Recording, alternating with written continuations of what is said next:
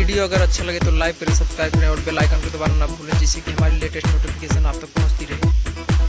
मैं अनिल कुमार साधना public school की online classes में आप लोगों का स्वागत करता हूं। आज मैं आप लोगों को कक्षा 9 से संबंधित साइंस से बायोलॉजी से संबंधित जीवन की मौलिक इकाई, इसके पहले जो पढ़ाया गया है उसमें जो टॉपिक्स बचे थे उसकी हम चर्चा करते हैं। जीवन की मौलिक इकाई किसे कहते हैं आप लोगों को पता ही है। किसको कहते हैं? कोशिका को।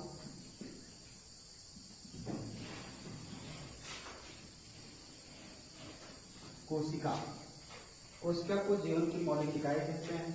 आपको बताया गया था कोशिका कितने प्रकार की होती है? 2 प्रकार की, प्रोकैरियोटिक कोशिका और यूकैरियोटिक कोशिका। कितने प्रकार की होती है? 2 प्रकार की, प्रोकैरियोटिक कोशिका और यूकैरियोटिक कोशिका। प्रोकैरियोटिक कोशिका उसे कहते हैं जिसकी कोशिकांग पूर्ण रूप से विकसित नहीं होते हैं। यूकैरियोटिक कोशिका उसे कहते हैं जिसके कोशिकांग पूर्ण रूप से विकसित होते हैं। यूकैरियोटिक कोशिका के कोशिकांग पूर्ण रूप से विकसित होते हैं। इसी कोशिका के कोशिकांग के बारे में हम चर्चा करेंगे। सबसे पहले हम ये जान लेते हैं कोशिका किसे कहते हैं। कोशिका, जैसे कि पहले वीडियो में बताया गया, कोशिका किसी भी जीव की सबसे छोटी संरचनात्मक क्रियात्मक इकाई होती है। क्या होती है? संरचनात्मक क्रियात्मक इकाई होती है, जो किसी भी जीव की सबसे छोटी इकाई है जिससे उसके शरीर का गठन होता है। कोशिका, आपको हम बता दें कि कोशिका जो है जंतुओं में भी पाई जाती है और वनस्पतियों में भी पाई जाती है।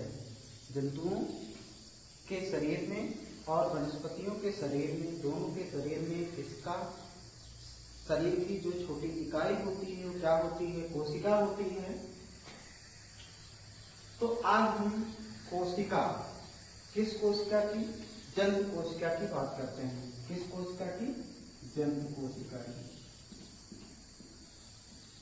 ये जंतु कोशिका है आपकी, जंतुओं की कोशिका है जो जंतुओं के शरीर में पाई जाती है, जो सबसे छोटी इकाई के रूप में जानी जाती है। आप देख रहे हैं ये आपका गोल सा जो भाग दिख रहा है, ये भाग है किसका? केंद्रक का। कोशिका के कोशिकांग के सबसे मध्य में जो भाग पाया जाता है, ये गोल का स्ट्रक्चर तो किसका होता है? केंद्रक का होता है। किसका है? केंद्रक का है। और इसके बाहर जो है केंद्र की झिल्ली पाई जाती है। क्यों पाई जाती है? क्योंकि हम किसकी चर्चा करते हैं? यूकैरियोटिक कोशिका की। किसकी चर्चा करते हैं? यूकैरियोटिक कोशिका की। यूकैरियोटिक कोशिका की जो विशेषता होती है, इसमें यूकैरियोटिक कोशिका के जितने भी कोशिकांग होते हैं वो पूर्ण रूप से विकसित होते हैं। कैसे होते हैं? पूर्ण रूप से विकसित होते हैं। इसमें केंद्रक के ऊपर केंद्रकीय झिल्ली पाई जाती है। उसके बाद आप चले आइए, छोटे से कण के रूप में आपको दिखाई दे रहा है यहाँ पर, ये आपका क्या है? राइबोसोम है। क्या है?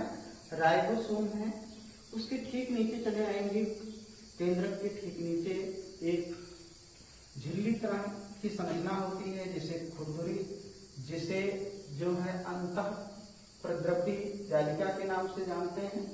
किसे कहते हैं? अंतः प्रद्रव्य जालिका के नाम से जानते हैं। ठीक उसके नीचे आप चले आएंगे, छोटे छोटे कणों के रूप में जो दिखाई दे रहे हैं, ये आपका लाइसोसोम है, माइटोकॉन्ड्रिया है, ठीक।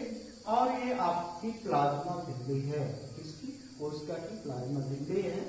और ये जो खाली स्थान बचा हुआ है ये कोशिका द्रव्य है। तो ये किसकी कोशिका है? जंतु कोशिका है। कौन सी कोशिका है? जंतु कोशिका। आज हम जंतु कोशिका की चर्चा करते हैं। जंतु कोशिका में आप लोगों ने तो देखा कि बीच में, सबसे बीच में क्या पाया जा रहा है? केंद्रक पाया जा रहा है। क्या पाया जा रहा है? केंद्रक।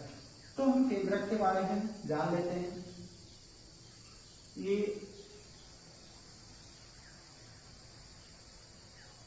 क्या है? कोशिकांग। क्या है ये? कोशिकांग है। कोशिकांग का कौन सा भाग है? केंद्रक। ये कोशिकांग का कौन सा भाग है? केंद्रक। केंद्रक कोशिका के सबसे मध्य में पाया जाता है। केंद्रक क्या होता है? कोशिका के सबसे मध्य में पाया जाता है। ये है केंद्रिका। ये क्या है? केंद्रिका है। केंद्रक जो है कोशिका के सबसे मध्य में पाया जाता है। और इसका कार्य क्या है? केंद्रक का कार्य होता है कोशिका के जितने भी कोशिकांग हैं, चाहे वो माइटोकॉन्ड्रिया हो, राइबोसोम हो, अंतःपरमाणु जालिका हो, गाल्गी तरल हो, या जितने भी कोशिकांग जो हैं जो यूकैरियोटिक कोशिका के कोशिकांग के अंदर पाए जाते हैं, उनके कंट्रोलिंग का कार्य करता है। किसका कार्य करता है? कंट्रोलिंग का कार्य करता है, नियंत्रण का कार्य करता है। केंद्रक किसका कार्य करता है? नियंत्रण का। किसका नियंत्रण करता है? जितने भी समस्त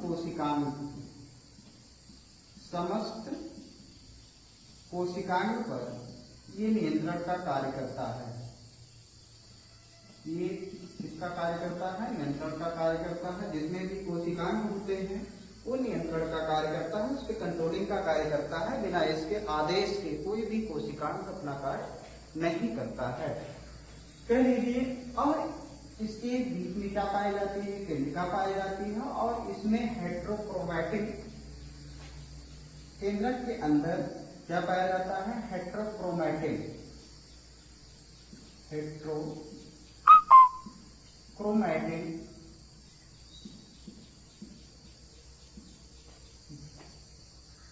थ्रेड्स पाए जाते हैं।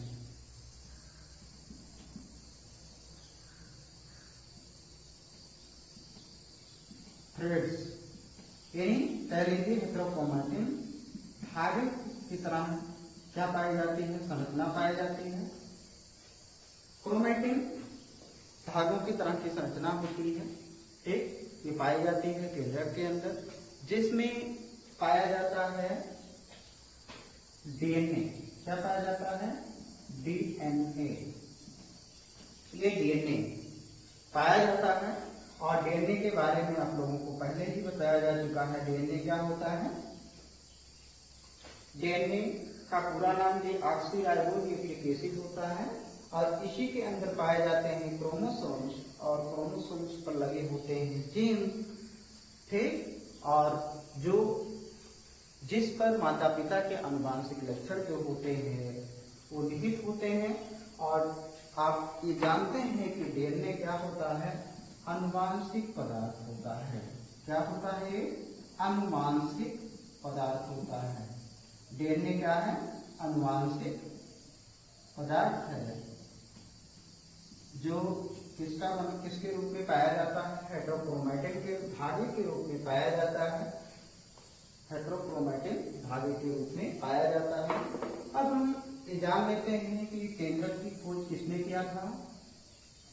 खोजकर्ता का नाम क्या है केंद्रक के? Robert brown.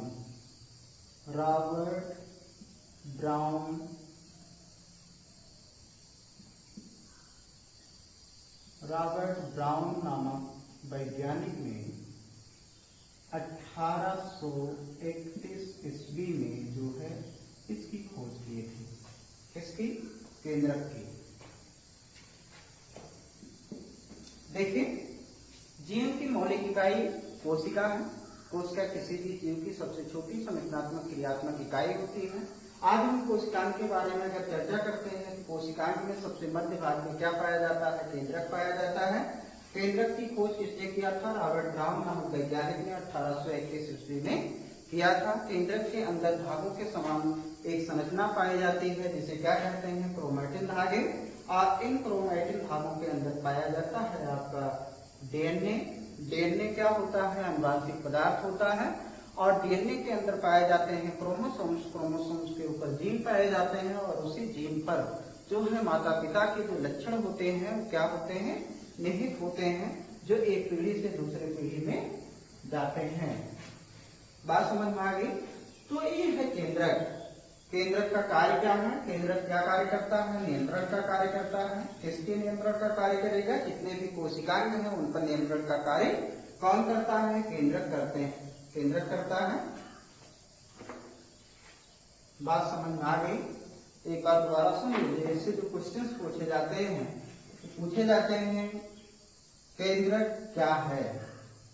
केंद्रक क्या है? केंद्रक कोशिका के मध्य पाया जाने वाला भाग है जिसके अंदर डीएनए पाया जाता है। और डीएनए को किसके नाम से जानते हैं? डीएनए को अनुवांशिकी पदार्थ के नाम से भी जाना जाता है। कार्य क्या है केंद्रक का? केंद्रक का कार्य होता है कोशिका के कोशिकांग के ऊपर नियंत्रण का। जितने भी कोशिकांग होते हैं उन पर किसका काम होता है? नियंत्रण करना होता है। किसका काम होता है? नियंत्रण।